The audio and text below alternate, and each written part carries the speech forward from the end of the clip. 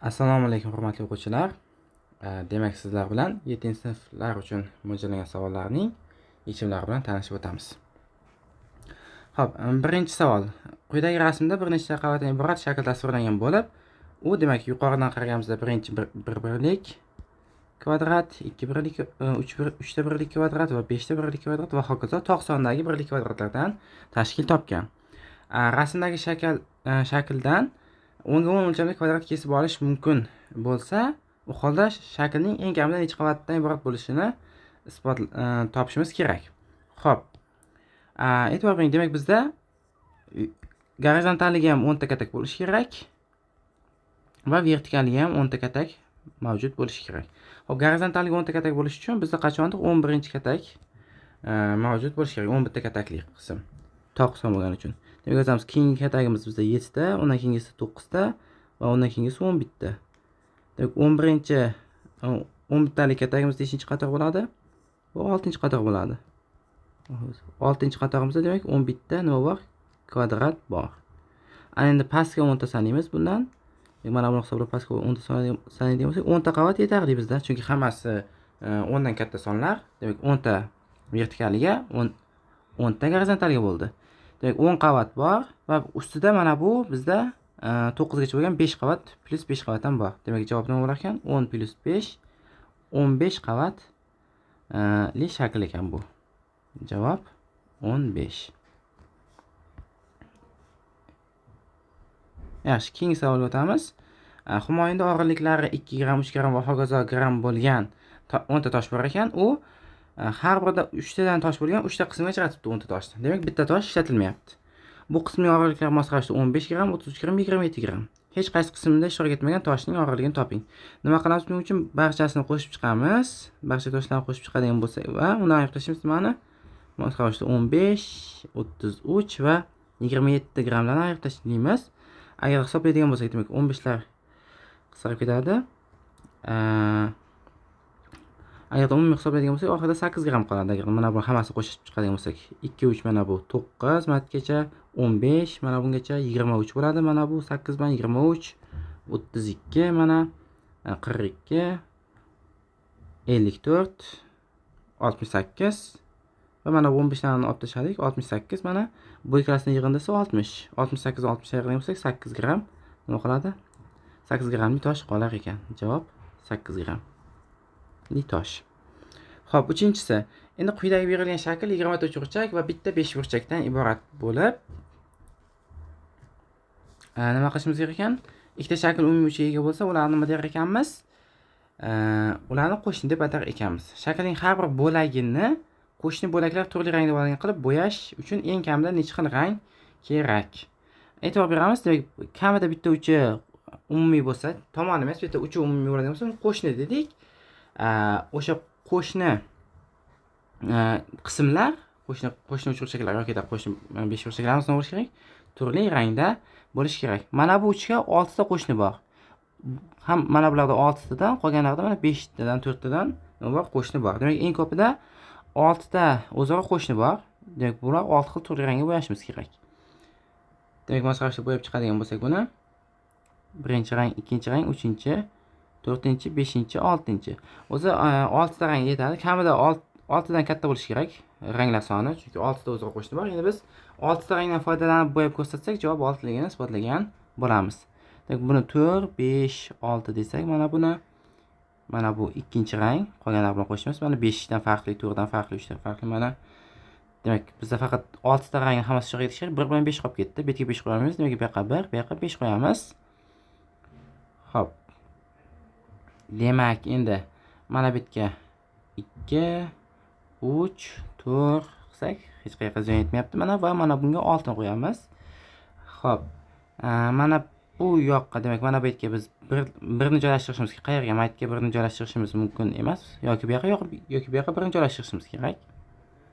Deb yozamiz. 1, 2, 6, 5 mana va 3. E'tibor beradigan bo'lsak, demak, nima qildik? 6 ta rangdan foydalanib shaklni masala sharti bajaradigan qilib bo'yadik, chunki hech qaysi qo'shni bir xil rangda emas. To'g'ri, mana bu 6. Demak, javob 6 ekan. 6 ta rang yetar ekan. 6 dan kam bo'lmasligini ko'rsatdik, chunki mana bu yerda 6 ta o'zaro qo'shni bor. Demak, javob 6. Xo'p, keyingi savolimiz. Maktabda nima bor ekan? Shanba kunidagi to'garak 9 ta to'garak bor ekan. Jami 66 ta o'quvchi qatnashadi. Barcha to'garaklar bir kunda bo'lganligi bois bitta o'quvchi faqat nima qilar ekan? Bitta to'garakka qatnashar ekan. Har bir to'garakning kamida 3 ta a'zosi mavjud bo'lib, barcha to'garak a'zolari soni turlicha, ya'ni biron qaysi to'garakda 5 ta bo'lsa, keyingi to'garakda 5 ta bo'la olmaydi. Matematika to'garagi eng ko'p a'zoga ega. Ushbu to'garakda eng ko'pi nechta a'zo borligini toping deyapti. Xo'p, nima qilamiz? Qolgan to'garaklarga eng kam sondagi o'quvchilarni joylashtiramiz. Demak, 3 + 4 + 5 + 6 + 7 8 9 10 va 11 ta bo'ladi. 9 ta to'garak, 9 ta to'garak bo'ladigan bo'lsa 10 gacha boradi, to'g'rimi?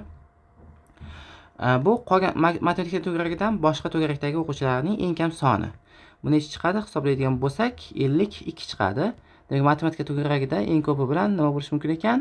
52 ga ayiradigan bo'lsak, 14 ta o'quvchi qatnashishi mumkin ekan eng ko'pida. Demak, javob 14. Xo'p, keyingisi. Nodirxon muntazam 12 burchakning uchlari bo'ladigan 12 ta nuqtani belgilab chiqibdi.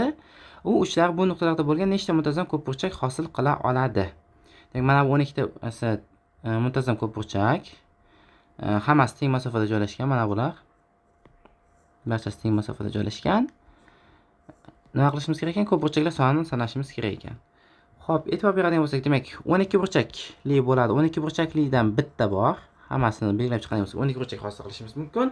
Va nima hosil qila olamiz? E'tibor beringlar. Qanaqadir ko'p burchak chizadigan bo'lsak, bu aylanib kelib oxirida yana mana shunda tugashi kerak.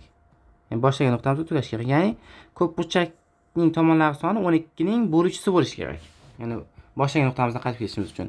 Ikkita teng tashlab ketyapmiz. Mana 6 burchak bo'lyapti. Va bu yerdan boshlangan 6 burchak hamda mana bu yerdan boshlangan 6 burchak bizda 2 ta ekan. Demak, 6 burchakda nechta bor ekan? 2 ta bor ekan. Chunki biz 2 ta katta tashlab ketamiz har doim. Demak, 6 burchagimizdan 2 ta. 7 burchak 8 burchak bo'la olmaydi, chunki 7 burchak qiladigan bo'lsak, boshlagan joyimizga qaytib kela olmaymiz. 6 burchak, keyin 12 ning bo'luvchisi necha bor? 4 bor. 4 dan 3 ta bo'ladi. 4 dan 3 ta bo'ladi. Nega 3 ta bo'ladi?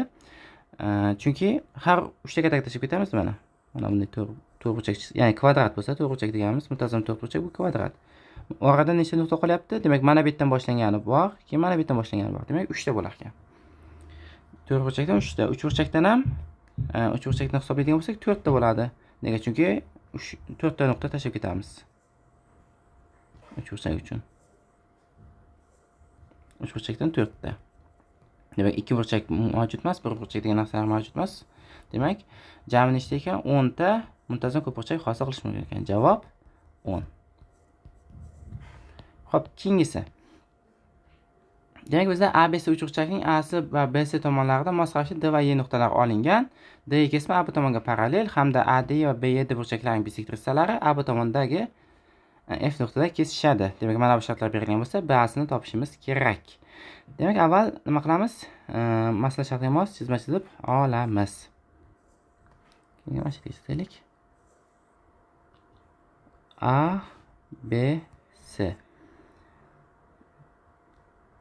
Demak, A'sida D, bu yoqda D, E. D'ni perpendicular qilamiz. D, E mana. D, E. Endi A, D, E va B, E, D burchaklarining bisektrisalarini AB tomonda kesishar ekan. A, D, E. Xo'p, bisektrisani o'tkazamiz.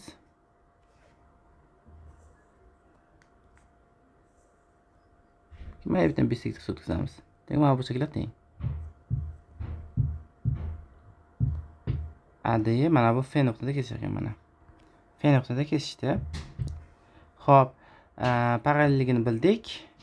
ASB 72 gradus. Demak, ASB mana bu burchak 72 gradus ekan. Biz nimani topishimiz kerak? BA'sini topishimiz kerak. Mana bu burchak bizda noma'lum ekan. Xo'p. Demak, belgilaymiz. Mana alfa, buni alfa deydigan bo'lsak, alfa deymiz. Xo'p, parallelligidan foydalansak, mana bu alfa bo'lganligi uchun mana bu burchak ham alfa bo'ladi. Chunki DE bilan AB parallel. FD bilan DE teng ekan. FD bilan DE teng. FD bilan DY teng. FD bilan DY teng. Demak, mana bu burchagimiz nima bo'ladi? 90 minus alfa, 90 minus alfa taqsim 2 mana 90 minus alfa taqsim 2, mana bu ham 90 minus alfa taqsim 2, chunki FD bilan DY teng. FD bilan DY teng. Asaba 72 gradus. Xo'p, 90 minus alfa taqsim 2, 90 minus alfa taqsim 2. Bisektor bo'lgani uchun mana bu ham 90 minus alfa taqsim 2 bo'ladi. Demak, mana bu qism 180 minus alfaga teng. Mana bu qismimiz ham alfaga teng bo'lib qolyapti mana. To'g'rimi? Chunki mana 180 minus alfa, bu ham alfa, demak, parallel ekan. Buni olib qaraganda mana bu burchak bilan mana bu burchagimiz ham parallel ekan. Yaxshi. Endi bu alfa, mana bu burchak nima bo'ladi? Mana bu burchak 180 minus 2 alfa bo'ladi. To'g'rimi? Chunki bu yerda 2 alfada. Hisoblaydigan bo'lsak, mana bu burchakning 3 burchakning ichki burchaklar yig'indisi 180 bo'lishi kerak. Demak, alfalar qisqarib ketadi. Alfa teng 72 bo'ladi. Alfa teng 72 ekan. Burchak A nima bo'ladi? Ya'ni burchak BA si shunda 180 dan 72 dan 2 dan 72 dan ayiramiz. 180 minus 144. Ya'ni-da 36 gradus bo'lar ekan. Demak, javob 36 gradus. Xo'p, keyingi masalamiz. 7-savolimiz. A va B natural sonlar berilgan. Ilzosida A dan katta va kub ilzosida B dan kichik 5 ta natural son mavjud bo'lsa, B minus A ifodaning eng kichik qiymatini toping. Demak, yozamiz. Ilzosida A dan katta ekan ximiz, qat'iy katta. Demak, x plus 1 bor, keyingisi x plus 2, 5 ta son yozishimiz kerak. X plus 3 hamda x plus 4 bo'ladi. Bu narsa kub ilzosida B dan kichkina. Qat'iy kichkina hammasi, demak, orasida B minus A ning eng kichik qiymatini topishimiz kerak. Demak, A ni nima deb olamiz? A majbur bo'ladi x kvadrat minus 1 bo'lishi kerak. A eng katta bo'lishi kerak. X kvadrat minus 1 bo'ladi. B'imiz esa nima bo'ladi? X plus 4 ning kubi plus 1 bo'ladi. Demak, B minus A ifodamiz x plus 4 ning kubi minus x kvadrat plus 2 bo'ladi. Endi qarang. X kvadrat mayda nima bor? X ning kubi bor, keyin 3x kvadrat ko'paytirib 4 bor. Ya'ni yokida 12x kvadrat plus yana 48x plus 64 bor. Mayda x kvadratning oldidagi koeffitsiyentimiz ham musbat. Mana bu ko'p xatda x ning oldidagi hamma koeffitsiyentlar musbat. Demak, buning eng kichik qiymat bo'lishi uchun x eng kichik bo'lishi kerak. X eng kichik bo'lishi kerak. X ni qancha kichikaytirsak, mana bu ifodaning qiymati ham shuncha kichik bo'laveradi. Agarda manfiy xadi mavjud bo'lganda bu ko'p xatni bu narsani ayta olmasdik. Ya'ni x eng kichik bo'lsa, qiymati eng kichik bo'ladi degan narsani ayta olmasdik. Xo'p, x eng kichik qiymati necha? X eng kichik qiymati 2 bizda. Chunki nima bu? Mana bu ilzoslardan katta. 1 qo'yadigan bo'lsak, a'imiz natural son. Demak, mana bu kamida 1. Demak, x 1 dan qat'iy katta. Demak, x kattaga teng 2 natural sonligi hisobiga. Demak, bu kattaga teng bo'ladi 6 ning kubi minus 4 plus 2 yoki bu teng bo'ladi 218 bo'ladi. Yo'q, 214. Chunki mana 216, 2 ni ayiramiz, qo'shamiz, demak 214. Javob 214 ekan. Eng kichik qiymati 214. Xo'p, keyingisi. Rasmda ko'rsatilgan katta kub 20 ta birlik kubchalarga bo'lingan. Demak, nima qilingan? Har bir yog'i oq va qora rangga bo'yalganki, qaysi tartibda? Agarda mana bu tomoni qora bo'lsa, mana shunga qarama-qarshi tomon, ya'ni mana bu orqa tomondagi narsa nima bo'ladi? Oq bo'ladi. Agarda mana bu tomon oq bo'ladigan bo'lsa, buning narigi tomonidagi kattagimiz nima bo'ladi? Qora bo'ladi.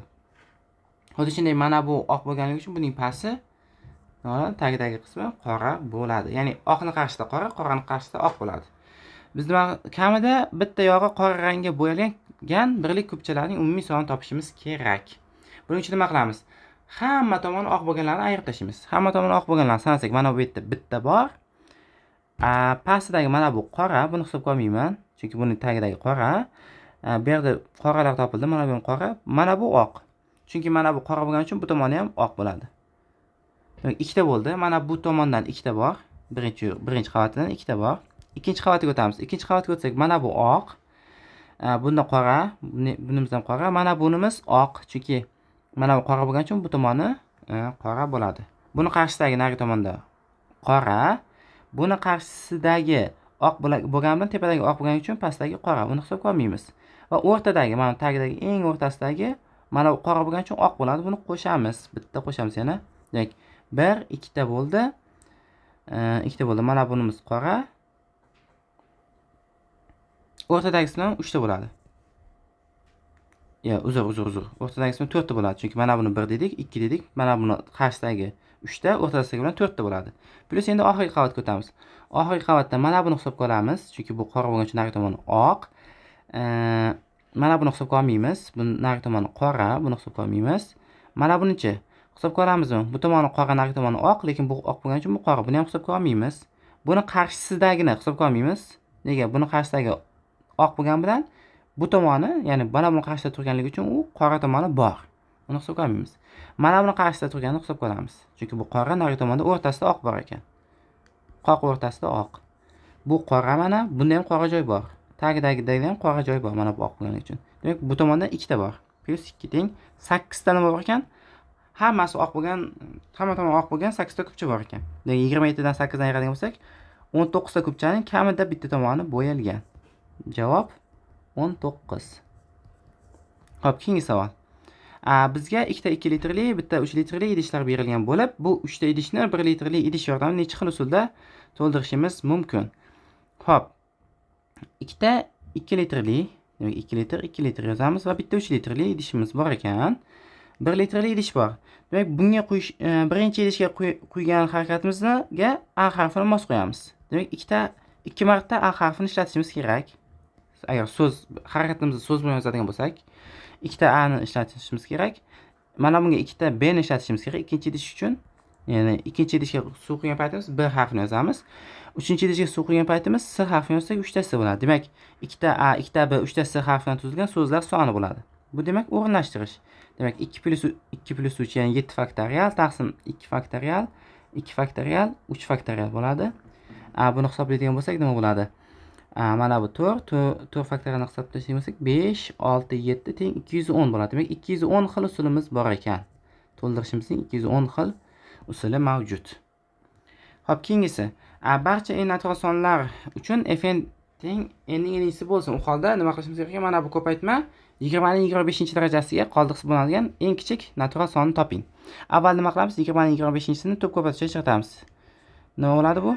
20 ning 25-si barobar 2 ning 50-si ko'paytirilgan 5 ning 25-si bo'ladi.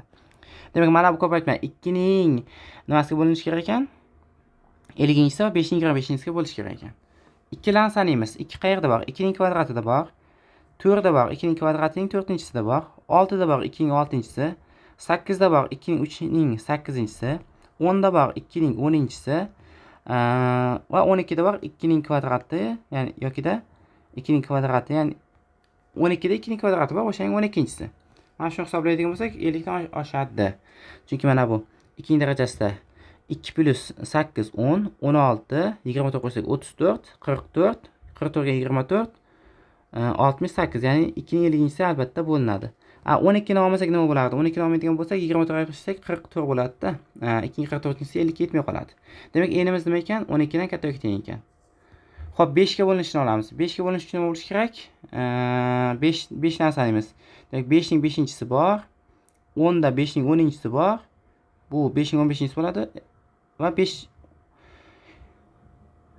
15 ta oladigan bo'lsak 5 ning 15-chisi bor. Mana buni hisoblaydigan bo'lsak 30 bo'ladi. Mana bu teng 5 ning 30-chisi. Demak, n'imiz 15 dan kattaroq teng ekan. Umuman olganda bizda eng kichik qiymat degani uchun n teng 15 ni olamiz.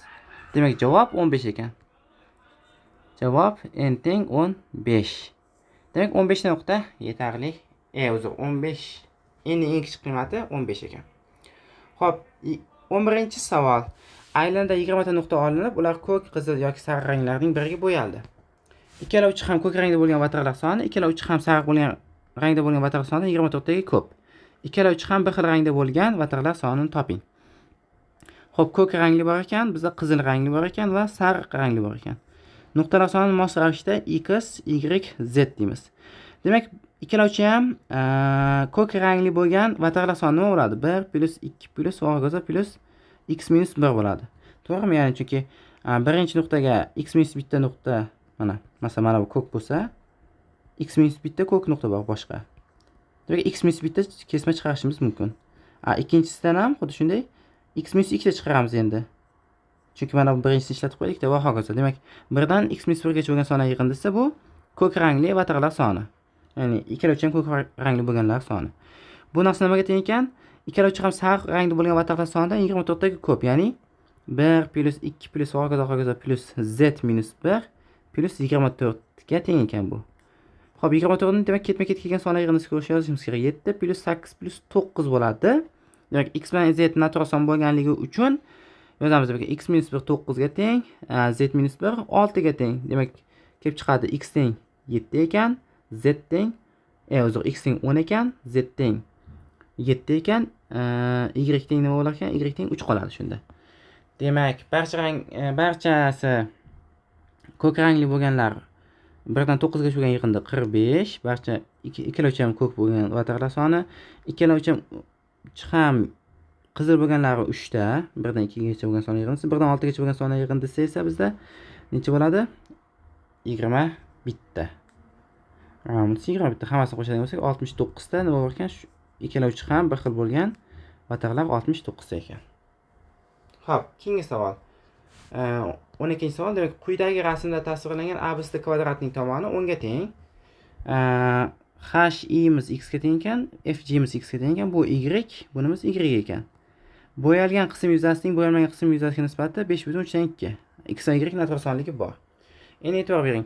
Mana bu h1 masofa deydigan bo'lsak-da, mana buni h2 masofa deydigan bo'lsak, h1 bilan h2 ning yig'indisi 10 bo'ladi. Kvadratning tomoniga teng. Mana bu yuzda nimaga teng o'zi? Bu qismda h1 x plus h2 x taqsim 2 ga teng. Bu teng umuman olganda 10x yokida 5x ga teng. Mana bu ikkita uchburchakni, vertikal uchburchakni.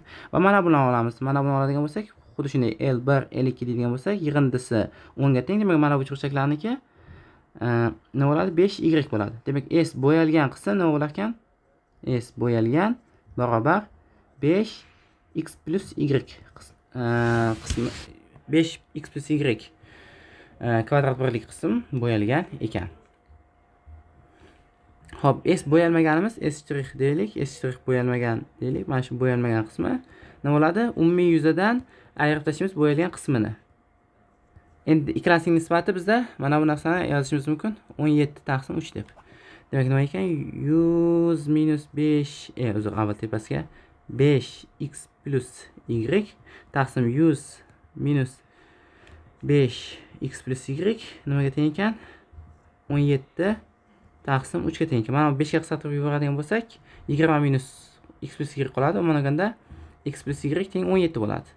Xo'p, x bilan y nima bu? X bilan y natural son va ikkalasi ham 10 dan kichkina. 10 dan kichkina bo'lsa, buni yechimi nima bo'ladi? Faqat 8 plus 9 yokida 9 plus 8 bo'ladi.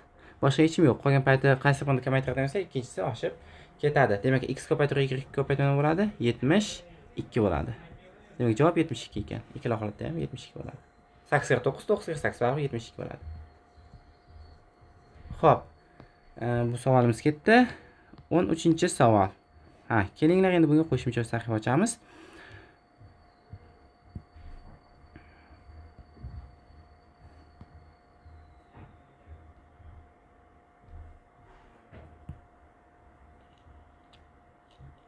Demak, bizga nima deyapti? X, Y, Z sonlari berilgan va quyidagi tenglik o'rinlangan X, Y, Z sonlari uchun.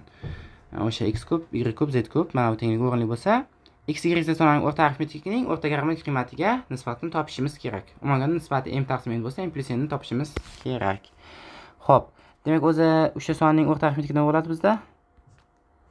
Kelinglar, sal ko'proq joy qilaylik bu yoqqa. X plus y plus z taqsim 3, o'rtaga arifmetiki esa 3 taqsim 1 taqsim x plus 1 taqsim y plus 1 taqsim z. Demak, bu teng bo'ladi x plus y plus z 1 taqsim x plus 1 taqsim y plus 1 taqsim z taqsim 9 bo'ladi. Mana shuni qiymatini topishimiz kerak ekan. Xo'p, demak, nima qilamiz? Mana buni soddalashtirishga urinamiz berilgan tenglikni. Demak, yozamiz x ko'p plus y ko'p plus z ko'p minus 3x y z barobar. E'tibor beringlar, nima bo'ladi? Mana bu e'tibor beradigan bo'lsak, mana bu yerda x plus y minus z, x plus z minus y yoki deb boshqacha aytadigan bo'lsak, x x kvadrat minus aytishimiz mumkin buni y minus z ning kvadrati deyishimiz mumkin. Plus xuddi shunday mana bu narsa y ko'paytirilgan y kvadrat minus z minus x ning kvadrati qo'shilgan yana nima bo'ladi? Bu yerdan yozaveraylik. Z ning kvadrati minus x minus y ning kvadrati. Xo'p, e'tibor berganimizga mayda x ning kubi, y ning kubi, z ning kublari qisqarib ketadi. Demak, bundan kelib chiqadi. Xo'p. Minus 3x y z bor. Mana bu yerda minus x y kvadrat z kvadrat bor. Minus y z kvadrat x kvadrat bor. Mana minusliklarni bu yoqqa, buni minusni bu yoqqa o'tkazadigan bo'lsak, nima hosil bo'ladi? X y kvadrat plus z kvadrat qo'shilgan y z kvadrat plus x kvadrat plus z x kvadrat plus y kvadrat barobar bo'ladi nimaga? 9x y z ga. Sababi mayda 2x y z bor plusligidan. Bundan 3 ta, mana buni qo'shib oladigan bo'lsak 9 ta bo'ladi jami. Demak, endi nima qilamiz? E'tibor beramiz. Bu yerdan x plus y plus z ni qandaydir tashqariga olib chiqib ketishni yo'lini qilishimiz kerak. Chunki bizda x plus y plus z karim mana bu narsani so'raganda. Xo'p, biz avval kelinglar x kvadratning oldidagi sonlar bo'yicha yo'laylik. Y plus z deymiz. Plus y kvadrat z plus x deb yozishimiz mumkin. Plus z kvadrat x plus y ga teng bu tomon. Teng 9xy z. 3x y z qo'shadigan bo'lsak nima yuz beradi? X kvadrat y plus z plus yz taqsim x. X y z qo'shyapmiz. Y kvadrat z plus x plus zx taqsim y plus z kvadrat x plus y xy qo'shilgan xy taqsim z teng bo'lar ekan nimaga? 12 xy z ga 3 ta qo'shib yubordik-da. Xy z ga bo'lib yuborsak nima bo'ladi? Bo'lib yuboradigan bo'lsak, mayda x ketadi. Ichkarida nima qoladi? 1 taqsim y plus 1 taqsim z plus 1 taqsim x qoladi. Keyingisi ham xuddi shu ahvol. Y 1 taqsim x plus 1 taqsim z plus 1 taqsim y plus z 1 taqsim x plus 1 taqsim y plus 1 taqsim z barobar 12 ekan. Yoki da buni yozadigan bo'lsak x plus y plus z bizga kerakli narsa bo'lganda teng ekan 12 ga. Demak, m taqsim n nima bo'ladi? M taqsim n barobar 12 taqsim 9 ga. Yoki da buni qisqarmas bo'lgani uchun 4 taqsim 3 bo'ladi-da. M plus n teng 7 degan tenglikni hosil qilamiz. Demak, javob 7 ekan. Xo'p, keyingi masalaga o'tamiz. 14-masala. 14-testimiz. Demak, ABC uchburchakning AH balandligi va BL bisektrissiyasi uchburchak ichidagi P nuqtada kesishadi. APC va ABC uchburchaklarining burchaklari teng. Demak, masalaga mos rasm chizib olamiz avval.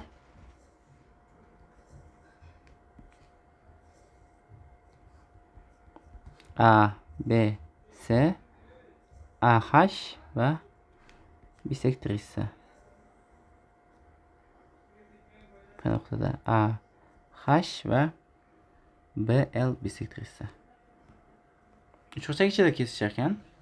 Xo'p, APC uchburchak bilan ABC uchburchakning burchaklari teng ekan. Burchaklarni belgilashga harakat qilamiz. Endi e'tibor bering. Bisektrissa o'zi mana 90 gradus, to'g'rimi? 90 gradus. E'tibor beringlar. Demak, mana bu burchak qanchadir qismi bor. APC burchagimiz o'tmas ekan. O'tmas burchak ekan APC. Demak, ABC uchburchagimiz ham o'tmas burchakli. O'tmas burchagi qayer desak, o'tmas burchak albatta A bo'lishga majbur, chunki A uchun chiqqan balandlik uchburchak ichiga tushyapti. O'tmas burchakli uchburchakda tushirilgan balandlik, o'tkir burchakdan tushirilgan balandlik uchburchakdan tashqariga tushadi. Faqatgina o'tmas burchagi ichkariga tushadi. Demak, mana bu burchak bilan mana bu burchak teng ekan. Demak, mana bu burchak alfa ekan. Hozir shuni bildik. Endi mana bu burchak gammaga teng bo'la olmaydi, o'zi gamma. Demak, mana bu burchagimiz bettaga teng ekan. Mana bu burchagimiz gammaga teng ekan. Mana bu qismi. Mana bu qism gammaga teng. Mana bu burchak alfa deydigan bo'lsak, mana bu qism gamma ekan. Endi e'tibor bering. Mana gammamiz betta. Mana 90 gradus, mana bu qism gamma. Demak, 2 gamma nimaga teng ekan? 90 gradusga teng bo'lar ekanda, gammamiz 45 gradus bo'lar ekan. Demak, burchaksi 45 gradus ekan. Javob 45 gradus. Xo'p, 15-masala. 15-masalamizda matematika ustozi ta'tilda o'quvchilarga 100 ta masaladan iborat vazifa beribdi. Xo'p, yaxshi. kamida 85 ta masalani to'g'ri yechgan o'quvchiga a'lo baho qo'yilibdi. Ma'lum bo'ldiki, a'lo baho olgan barcha o'quvchilar natijalari har xil ekan. Ya'ni har xil sondagi masala yechgan va har bir masala a'lo baho olgan o'quvchilar tomonidan o'zaro teng miqdorda yechilgan. Agar barcha masalani yechgan o'quvchilar bo'lmasa, eng kamida nechta kishi a'lo baho olgan bo'lishi mumkin? Nima qilamiz? Kelinglar, o'sha o'quvchilarni masalan eng kam ishlagani A1 ta, keyingisi A2 ta va hokazo AK ta ishlagan bo'lsin. Demak, A1imiz 85 dan katta yoki teng bo'ladi, AKimiz 99 dan kichik yoki teng bo'ladi. Chunki hammasi turli va 100 ta ishlagan masala 100 ta masalani yechgan o'quvchi yo'q. Xo'p, demak, yechilgan masala sonini hisoblaydigan bo'lsak, yechilgan masala har bir masalani aynan x ta a'lochi o'quvchi ishlagan bo'lsa nimaga hosil qilamiz? 100x barobar degan narsani hosil qilamiz. A1 plus A2 plus hokazo plus AK ni. Ya'ni o'quvchilar yechgan masala soni yig'in desa bu 100 ga karrali bo'lishi kerak. Chunki har bitta masala a'lochi o'quvchi tomonidan teng miqdorda yechilgan. Xo'p, demak mana bu 100 ga karrali bo'lishi kerak mana bu yig'inda. Shunaqa k ning eng kichik qiymatini topamiz. Demak, mana buni oladigan bo'lsak, ikki tomonlama baholaymiz. Demak, A1 plus A2 plus hokazo plus AK katta yoki teng bo'ladi nimaga? 85 plus 86 plus hokazo plus 85 qo'shilgan k minus 1 teng bo'ladi. Yoki buni yozishimiz mumkin. 85k plus k ko'paytiruv k minus 1 taqsim 2. Mana shu narsadan katta yoki teng ekan. Ikkinchi tomondan yuqoridan baholaymiz. A1 plus A2 plus hokazo plus AK kichik yoki teng bo'ladi. Eng kattasi 99 bo'lsa plus 98 qo'shilgan va hokazo 99 minus nima bo'ladi? Minus k minus 1 bo'ladi. To'g'rimi? 99 minus k minus 1 bo'ladi. Bu teng bo'ladi. Hisoblaydigan bo'lsak, 99 k minus k ko'paytiruv k minus 1 taqsim 2 bo'ladi. Demak, mana bu oraliqda 100 ga bo'ladigan son bo'lishi kerak. 85 k plus k minus 1 taqsim 2 kichik teng 100x kichik teng 99 k minus k ko'paytiruv k minus 1 taqsim 2. Qiymat berib kelaversak, demak k ga pastdan qiymat berib keladigan bo'lsak, k teng 9 bo'lganda ham orasida 100 ga bo'ladigan son mavjud bo'lmaydi. Masalan, k teng 9 qo'ysak, bu tomon necha bo'ladi? Bu tomon 801 bo'ladi.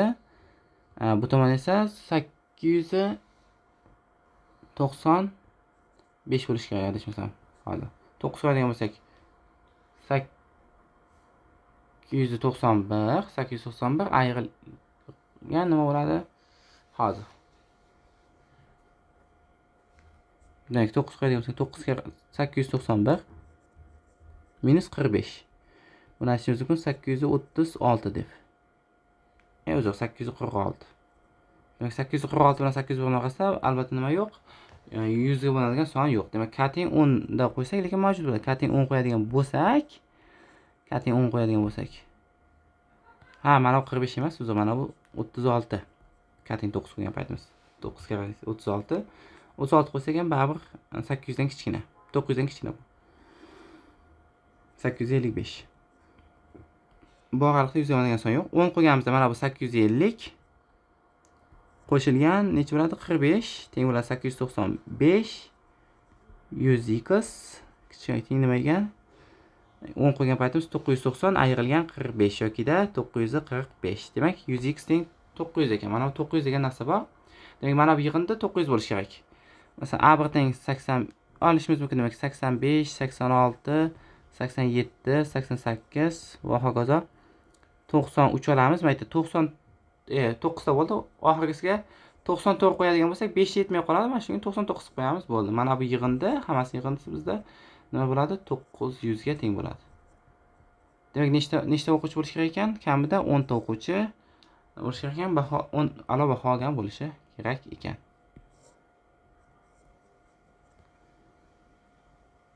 Endi keyingi masala.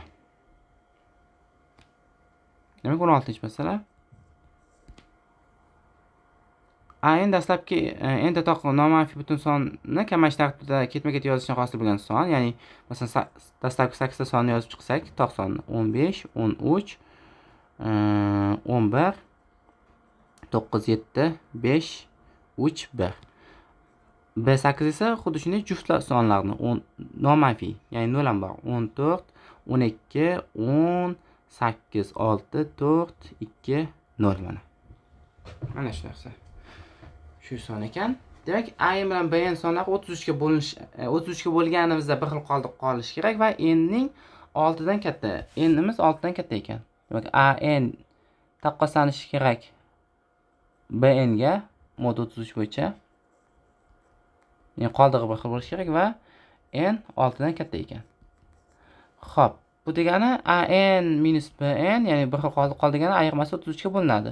Yoki deb buni aytishimiz mumkin. A n minus B n bo'linishi kerak 3 ga, A n minus B n bo'linishi kerak 11 ga. Buni qanday olamiz? Avval ayirib ko'raylikchi nima bo'lar ekan? Xo'p, A n minus B n masalan, dastlabki 15 tasini yozdik mana 8 tasini 15, 13, 11, 9, 7, 5, 3, 1, 14, 12, 10, 8, 6, 4, 2, 0.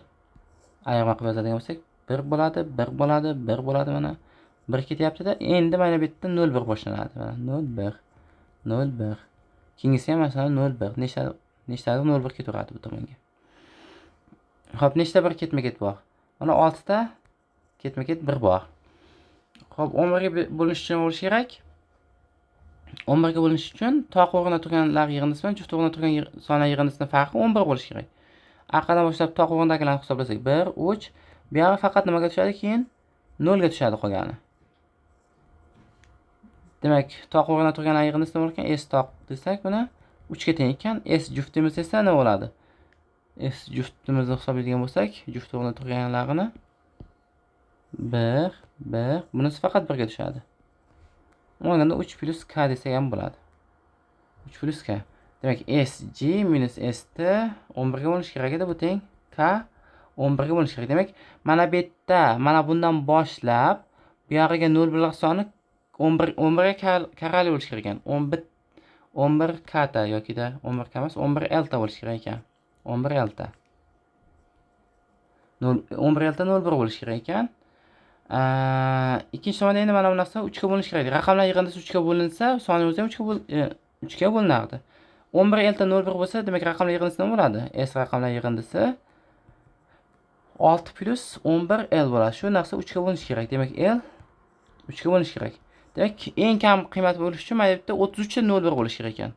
Mana shu yerda 33 ta 0 1 bo'lishi kerak. Ya'ni 15, 13, o'zimiz qora rangga qaytaylik-da. 15, 13, 11 va hokazo ketyapti. 14, 12, 10 va hokazo. Mana bu yerni hisoblaymiz. 01, 01. Mana bu 01 ni mana bu birlarni ichiga qo'shib-da. Shuning uchun bu 01 ni hisobga olmaymiz. 01, 01. 01lardan 33 ta bo'lishi kerak ekan. 33 ta son bo'lishi kerak ekan. Demak, bu yerda x tursa o'sha narsani x-inchi to'qsonga borsa, x degan to'qsonga borsa, x minus 13 taqsim 2 plus 1 nima bo'lishi kerak ekan? 33 bo'lishi kerak ekan. Buni hisoblasak nima bo'ladi? 66, birni ayirsak 60. 2 ayiramiz. 66, 77 bo'lar ekan. X teng 77 ekan. X teng 77. 77 esa bu nechinchi to'qson? Bu 39-chi to'qson. Ya'ni nima ekan? A 39 teng 77, 75 va hokazo 3, 1. A 38 barobar 76, 74 va hokazo 38 mi? 39, 76 dan boshlanadi, 74 va hokazo 2 0. Mana bunda ikkalasi nima qilar ekan? Ayirmasi 33 ga bo'linar ekan. Mana B. Va bu degan qoldig'i bir xil. Demak, eng kichik qiymati 39 ekan. Xo'p, keyingi savolga o'tamiz. 17-savol. Demak, ABCD kvadrat berilgan. ABCD kvadratning BC va CD tomonlarida E va F nuqtalar olingan. Demak, kvadrat chizib olamiz. Avval mos kvadrat chizaylik.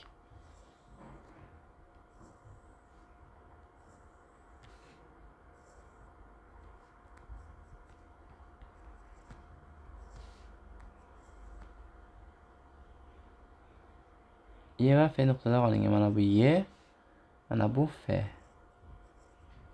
Demak, x y bo'ladi, mana bu x bo'ladi, mana bu ham y bo'ladi.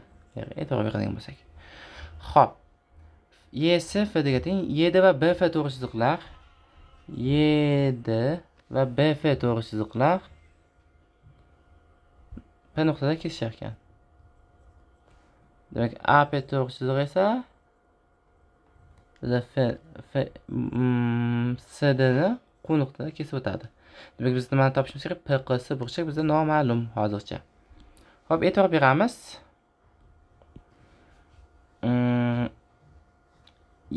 BF bilan YD kesishyapti. E'tibor bersak, tomoni masalan x ga A bo'ldi. Mana bu burchagimiz alfa bo'lsa, mana bu burchagimiz 90 minus alfa bo'ladi. Xo'p, endi e'tibor bering. Shunda mana bu ham nima bo'ladi? Mana bu burchagimiz ham alfa bo'ladi. Mana bunisi ham 90 minus alfa bo'ladi. Chunki teng burchaklarda. Ya'ni mana bu tomondan o'tkazaylik. AF Y bilan o'tkazsak. Hozir bizga mana bu 90 minus alfa kerak emas. Alfa. Ha, mana. Bu x, bu tomon ham x. Demak, mana bu burchak ham alfa bo'lar ekan. Mana bu burchak alfa, mana bu burchak 90 minus alfa. Demak, mana bu qism 90 gradus ekan. Mana bu, ya'ni YD bilan AF perpendikulyar ekan. Xuddi shuningdek, BF bilan AY ham perpendikulyar bo'ladi. Demak, P nuqta balandliklar kesishgan nuqta. Demak, AP bilan YF ham mana perpendikulyar bo'ladi. Mana 90 gradus, mana bu 90 gradus bo'lar ekan. Endi e'tibor bering. Mana bu burchakni nima deganmiz? YFD burchakni 153 gradus deganmiz. 153 gradus. Demak, mana bu qism nima bo'ladi? 27 gradus bo'ladi.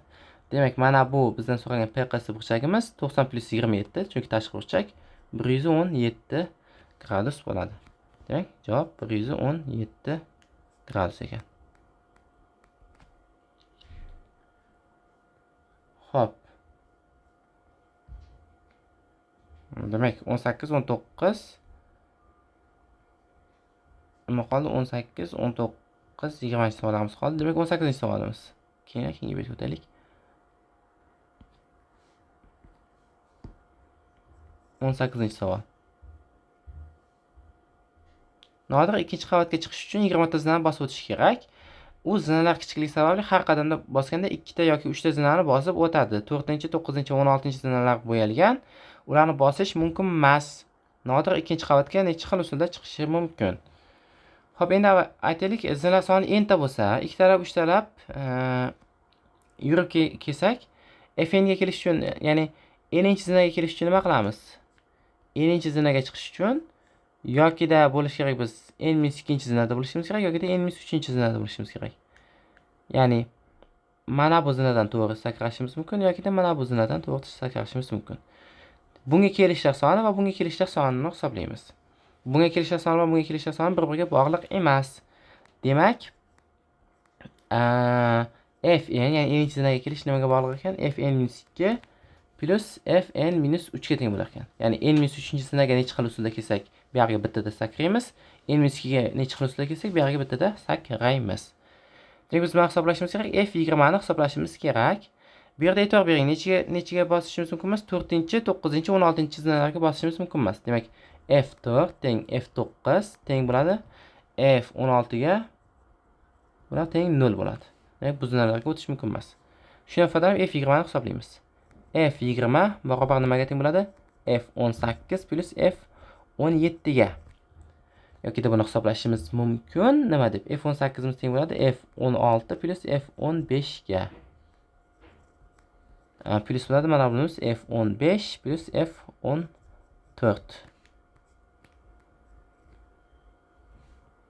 Xo'p. f17 hisoblaylik. Bu teng bo'ladi 2 o f15, mana bu 0, f16 imiz plus f14 bo'ladi. Xo'p. Keyingi sakrashmaslik uchun f15 ni hisoblaylik. f15 barobar nima bo'ladi? f12 plus f13 bo'ladi. f13 ni yana maydalab, f12 ni maydalagan bo'lsak, f10 plus f9 bo'ladi. Mana bu 0 plus f13 ni maydalagan bo'lsak, f11 plus f10 bo'ladi. Bu tengki nimaga? 2 f10 plus F11 ga teng ekan. Demak, F9 nolning hisobiga. F10 ni hisoblaydigan bo'lsak, F10 nimaga teng? 2 F8 plus F7 ga teng. Plus F11 miz esa F9 plus F8 ga teng. To'g'rimi? 2 ta kam 3 ta kamida. Barobar. Demak, F9 0 bo'lib ketadi. F8 dan bitta qilsak 3 F8 plus nima bo'ladi? F7 bo'ladi. Bu barobar F8 imiz nimaga teng? 3 F8 imiz demak F6 plus F5 ga teng. F6 plus F5 ga teng. Plus F7 ni hisoblaydigan bo'lsak F4 plus F3 bo'ladi. F3 1 ga teng, F4 0 ga teng. F4 tashlaveramiz. Barobar 3 uzug' demak 6 F4 plus F3 emas, mana F5 deganim. F7 shunga teng. Adashmadik-a. 11 ni hisoblayapmiz 3 ta kam 2 ta kam. 10 ni hisoblayapmiz 3 ta kam 2 ta kam. 8 ni hisoblayapmiz 3 ta 2 ta 3 ta 2 ta. Ha, bo'ldi. Xo'p, hisoblaydigan bo'lsak 3 bo'lsa 4 F5, 4 ta F5 bo'ladi plus 3 ta F6. yoki F6 ni yozishimiz mumkin. F4 plus F3 deb. 2 ta kam 3 ta kam. F4 imiz 0 ga teng edi. Teng bo'ladi 4 mana bu narsa F3 plus F2 ga teng.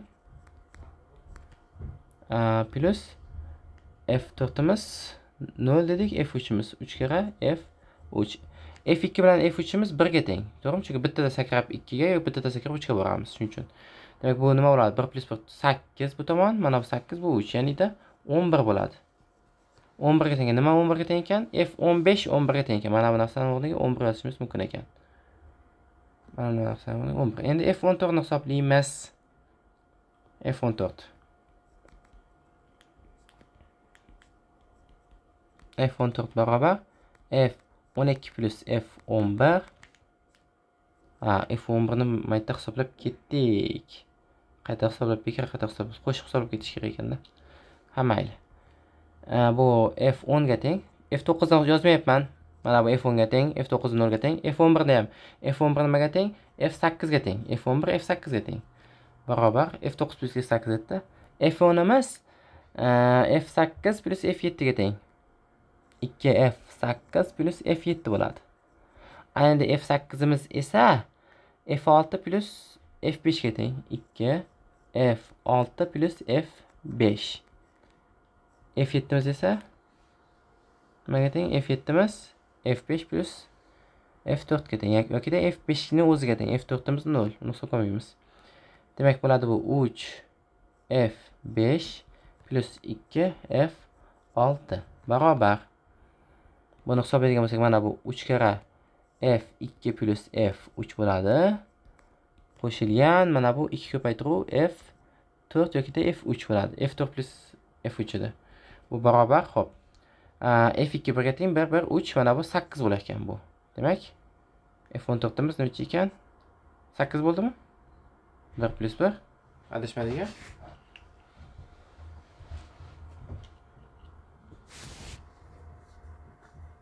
F6 imiz F4 plus 4-9-dan chiqishimiz mumkin bo'lsa. F4 plus F3 imiz F4 0 ga teng, F3 ni o'zi qoladi. F2 plus F3 bo'ladi. 2 ta kam 3 ta kam. 3 kira 2 6, mana bu 8. F14 teng 8. Demak, nima bo'lyapti bu? 2 kira F11. 22 plus 8 yo'q. 30 emas. 34 chiqishgan edi hozir. Kelinglar boshqa hisoblaylik-da mana shuni.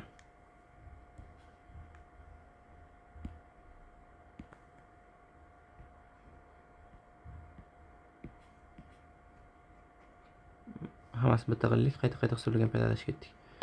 Javob 34 chiqishi kerak edi hozir. Hisoblashda adashib ketib qoldik. Demak, F15 barobar nima bo'ladi? Mana shuni to'g'rilab qo'yaylik-da.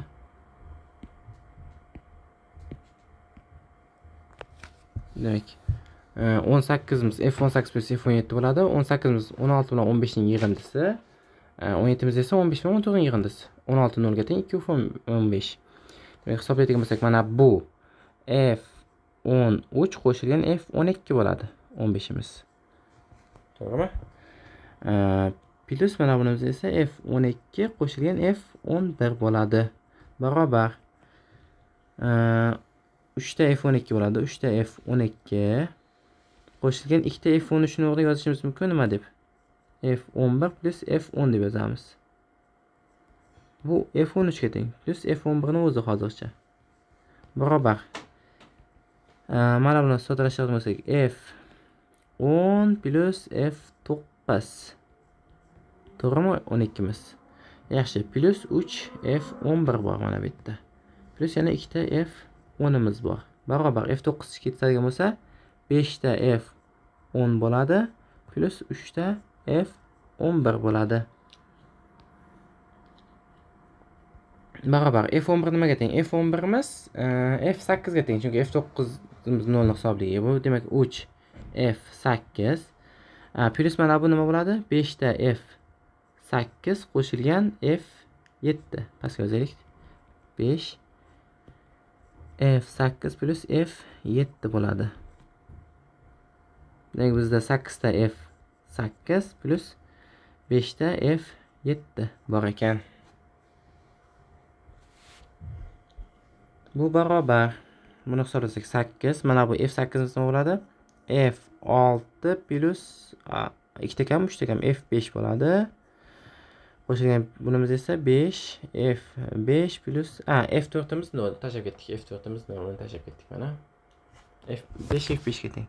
Barobar 13 ta F5 13 ta F5 plus 8 ta F6 barobar.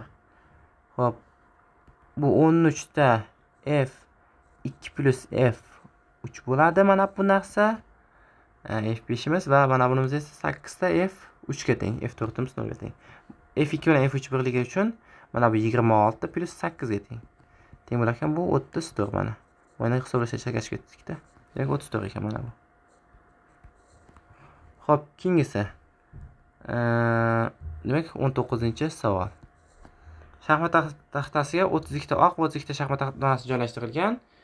Turli xil rangdagi ikkita shaxmat toshini biz ajoyib juftlik deymiz.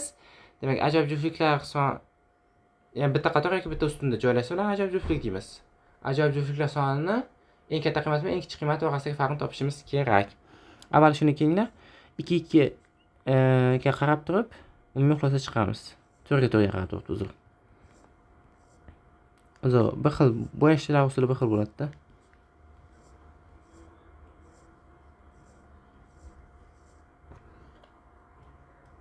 Demak, bo'yaydigan bo'lsak, turli qilishimiz kerak. Masalan, mana bu yerda x ta bo'lsa, mana bu yerda, mana bu qatorda x ta qoralar deylik. Oqlar soni esa nima bo'ladi? 8 minus x ta oq bo'ladi. Demak, ajoyib juftliklar soni mana bu qatorda. X ko'paytirib 8 minus x ta bo'ladi. X ko'paytirib 8 minus x ta. Bu kichikroq teng nima bo'ladi? Umuman olganda ko'paytma, masalan a ko'paytiruv b kichikroq teng biz bilamiz a plus b taqsim 2 ning kvadrati koshi. Kosh tengsiligi umuman olganda bu teng kichikroq teng ekan 8 taqsim 2 ning kvadrati. Ya'ni-da 16 ga qachon teng bo'ladi? X teng 4 bo'lsa. Ya'ni 4 tasini oq, 4 tasini qora bo'yashimiz kerak. Demak, shaxmat taxtasiga o'xsha bo'yaydigan bo'lsak, qatorlarda ham 4 ga 4 bo'ladi, ustunlarda ham 4 ga 4 bo'ladi. Ya'ni mana bu yerda ham x 4 ta oq, 4 ta qora bo'ladi. Demak, mana bundan 16 ligidan 4 ga 4 dan 8 ta, mana 4 ga 4 ya'ni 16 dan 8 ta va bundan qatorlar bo'yicha sanagamiz, ustunlar bo'yicha sanasak, demak 2 ta ko'payadi. Bu 16 ya'ni 256 ta bu eng katta qiymati ekan. Ya'ni eng kam qiymat topishimiz kerak. Eng kam qiymat uchun mana bunday bo'yimiz. Ustunlar bo'yicha 0 qilib qo'yamiz, qatorlar bo'yicha endi o'zgarishsiz qoladi. Yo, agarda ikkalasini ham 0 qilmayman deydigan bo'lsak, qiymat ko'payib ketib qoladi.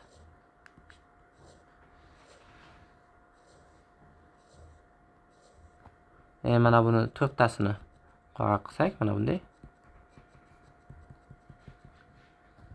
Bu yerda 4 ta qora, 4 ta oq bo'ladi. Baribir bu yerdan 16 ta chiqadi. 16 tadan 4 ga 4 dan 8 ta bor. Bu tomon esa to'liq 0. Mana shu eng kam qiymati bo'ladi. Chunki bu tomonda 0 bo'lyapti-da. Agarda buni 4 ga 4 emas, masalan 3 taga 5 ta qilsak 15 chiqishi mumkin. Bitta kamayadi, lekin 3dagi 5 qilganimizga yarasha bu yerda to'liq 3 ta qora bo'yab keta olmaymiz. 3 ta qora bo'yab keta olmaymiz va buni to'liq oq qilib keta olmaymiz. Chunki bizda nechta bo'lishi kerak? 32 ta oq, 32 ta qora bo'lishi kerak. Ya'ni mana bu ham ortib boradi.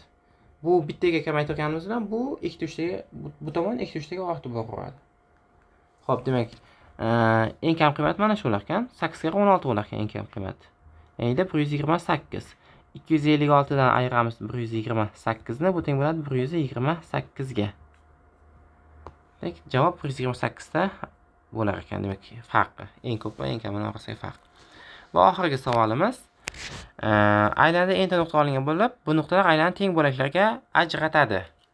Demak, aylanda enta nuqta olingan, hammasi orasidagi masofa, ya'ni yoylari teng. O'sha 360 taqsim n gradusga teng. Fathulloh har bir nuqtaga birdan engacha bo'lgan natural sonlarni shunday joylashtirganki, bunda ikkita ketma-ket son orasidagi masofa har doim bir xil bo'ladi. Ya'ni orasida qancha yoy bo'lsa, orasida qancha yoy bo'ladigan bo'lsa, masalan, maytga 1 ni yozib turdik-da, maytga 2 ni yozdik, 30 gradus bo'ladigan bo'lsa, 2 bilan 3 orasidagi farq ham 30 gradus bo'ladi yoyning hisobiga. Enta nuqta bor mana.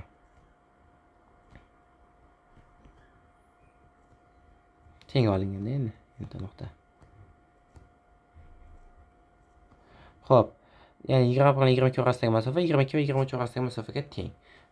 Endi biz aytyaptiki 582 ga 126.91 sonlari ketma-ket joylashganligi ma'lum. U holda deyapti, aylanda nechta nuqta olinganini aniqlang. Kelinglar, birinchi nuqtaga 1 ni joylashtirsak, orasidagi masofa k bo'lsin. Ya'ni k ta nuqtadan so'ng 2 ni joylashtiraylik. Demak, k bu nechinchi nuqta bo'ladi? K plus birinchi nuqtaga 2 ni joylashtiramiz. 3 ni shunaqa joylashtiramiz. 2k plus birinchi nuqtaga 3 ni. Mana 4 ga esa qaysi nuqtani joylashtiramiz? 3k plus birinchi nuqtani joylashtirar ekanmiz. Demak, i plus 1 sonini qayerga joylashtirar ekanmiz? I k plus birinchi nuqtaga joylashtirar ekanmiz. Aytishimiz mumkin. N oshib ketib qolsa-chi. Yaxshi, n oshib ketsa nima bo'ladi? Mod n bo'yicha qaraymiz. Chunki bu yerda n bo'lsa, mana bu yerda uje mana bunga kel degani n plus 1 degani. Bu nuqtaga uje n plus 2 degani. Mana bu n plus 3 degani. Ya'ni mod n bo'yicha o'zgarmas ekan. Demak, i plus 1 sonining joyi bu i k plus 1 ni n ga bo'lingandagi qoldiqqa teng ekan. Demak, qayerda joylashar ekan? 582 soni. 582 soni 581 k plus birinchi nuqtada joylashar ekan. 124 sonichi? 124 soni 123 k plus birinchi nuqtada joylashar ekan. Mod n bo'yicha 1691 soni esa mod n bo'yicha 1690 k plus birinchi nuqtada joylashar ekan. Endi qaranglar, buning orasidagi farq bitta, buning orasidagi farq bitta. Ketma-ket joylashganda. Ya'ni mod n bo'yicha shu narsa o'rinli ekan. Ya'ni 123 k plus 1 taqqoslanadi nimaga? 581 k plus 2 mod n bo'yicha. Demak, buni yozishimiz mumkin. Nima deb? Buni bu yoqqa o'tkazadigan bo'lsak, musbatni qoldirib turaylik-da. Demak, 580 dan 120 dan ayirsak 460 bo'lsa 58 k taqqoslanar ekan -1 ga mod n bo'yicha. Xuddi shuningdek mana bu narsa 123 k plus 2 emas, 1690 k plus 1 ga taqqoslanadi. Yoki deb buni yozsak, mayli, bir marta yozamiz. 123 k plus 2 taqqoslanadi 1690 k plus 1 ga. Mod n bo'yicha. Bundan nima kelib chiqadi? Bu yerni ayirib o'tkazgan bo'lsak, -1520 bo'lsa 67, 567 k taqqoslanadi -1 mod n bo'yicha. Demak, mana bu ayirma n ga bo'linishi kerak. Ya'ni 458 k qo'shilgan 1567 k bo'linishi kerak n ga. Buni hisoblab qo'shadigan bo'lsak 2025 k bo'linar ekan n ga. Endi e'tibor beringlar. Mana bu yerda nima bo'lyapti? Mana bu yerda e'tibor beradigan bo'lsak, 458 ga -1 qoldi qolyapti. Ya'ni k bilan n ning ekubi 1 ga teng ekan. Ekubi 1 ga teng bo'lmasa iloji yo'q, chunki tugab qoladi. Mana bu aylanib davriy takrorlanib qoladi. Masalan, birdan keyin yana nechtadan keyin yana qaytib 1 ga, nechtadan keyin qaytib kelib yana 1 ga tushib qoladi. Davr takrorlanib qoladi. Shuning uchun n bilan k ning kubi 1 ga teng. Hammasini qoplab chiqish uchun. Xo'p, 2025 ga n ga bo'linadi. Bundan kelib chiqadi 2025 n ga bo'linar ekan. Xo'p, n'imiz nimadan katta? 1691 dan katta. Chunki 1691 son emas o'rganda. Xo'p, 2025 ning 1691 dan katta bo'lishsa bu faqatgina 2025. Demak, aylanada 2025 ta nuqta olingan. Javob 2025 ekan. Demak, bu 7-sinfning uchun tayyorlangan savollarning yechimlari shu yerdan iborat edi. E'tiboringiz uchun rahmat.